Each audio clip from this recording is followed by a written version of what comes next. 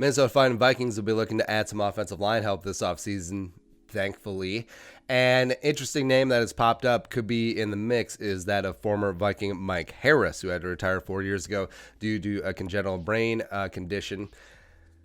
It's pretty complicated. Let's talk about it. Also, talk about you, subscribe, and come along for daily Vikings takes, daily Vikings content. You know what to do. Also, the Drones know like is already in. Helps new people find the show, helps the channel grow and expand. There you go. So, if you don't know about Mike Harris, if you're a little young man, a little young Vikings fan. All right, so let's recap. Mike Harris, 2012 UDFA out of UCLA. Was teammates with Kendricks and Barr, so that's cool. Spent 2 years with the Chargers before coming over to the Vikings. Eventually worked his way up from reserve, and then eventually was a full-time starting right guard of the Vikings in 2015, and he was legit. He was a stud. He was one of the best offensive linemen on that pretty not so great offensive line that season. He was the 19th highest graded guard in all of the NFL and pass blocking that season per PFF. And like we said, was a bright spot on a very otherwise shaky offensive line. That was the Matt Khalil years. Dark times fell on dark days. It's not the words. But then come 2016 training camp, and then Harris was sort of mysteriously placed on the non-football injury list, and he hasn't played a game since, and he was only 27 years old at the time.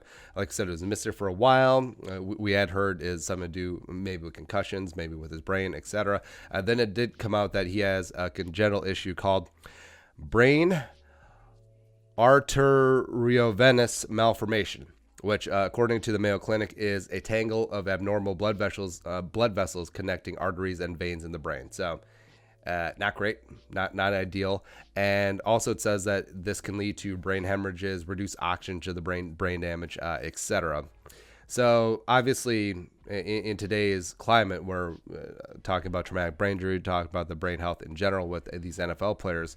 I mean, that's a non-starter. I mean, that's just going to be something that ends your career. And Mike Harris, thankfully got out of it relatively healthy. But Mike Harris, he says that he's revved up, he's ready to go. He said this, quote, "It's a risk. It's a big liability, but I feel like going to the Mayo Clinic, being around the best neurologists. If I get cleared by them, I get cleared by anybody," end quote. And yeah, it is a massive risk both for him, both for teams signing him. He probably will have to sign a waiver, even if he does get medically cleared by a number of, whether it's by Mayo, whether it's by team doctors, etc. And it's a tough spot. Because I actually saw and talked to Mike Harris last year at training camp, and looks phenomenal, staying in shape, so that's something to be concerned about there. And he has been coaching. He's been staying involved in the game. He's been coaching offensive linemen both for Hopkins High School and then eventually moved on to McAllister College this year in St. Paul. And even with his medicals, I mean, the guy's competitive. He's a type A personality. He wants to get out there. He wants to prove that he can still perform at a high level. But yeah, again, what we know now about brain injury, CTE, etc., I don't know. Like, on one hand, I do think that some of these players are too brave for their own good to a degree, and I think that the league and teams need to sometimes save players from themselves at times.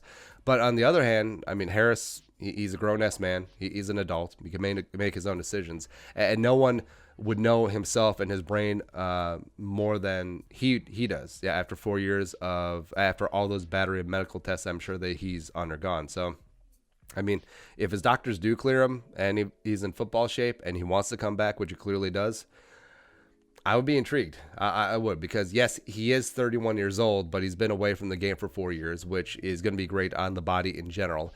And by the way, dude was a bad mofo at guard. Dude was legit AF, and bringing him in to light a little bit of fire under Pat Elflein, some straight up competition. He could probably teach a couple things to Drew Samia as well. Maybe take the young buck under his wing, Oli Udo as well, toss him in there. It may not be a bad way to go.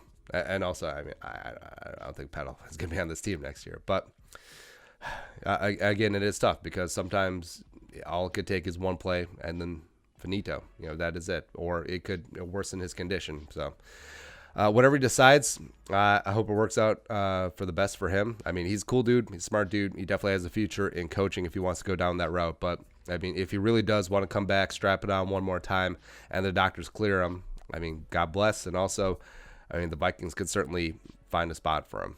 So your thoughts, Mike Harris potentially returning to the NFL. Let us know in the comment section below. Also, subscribe for daily Vikings takes. If you want to support the work, pull us on the Venmo. Please give us a follow on social media as well. But until next time, Skol, production value.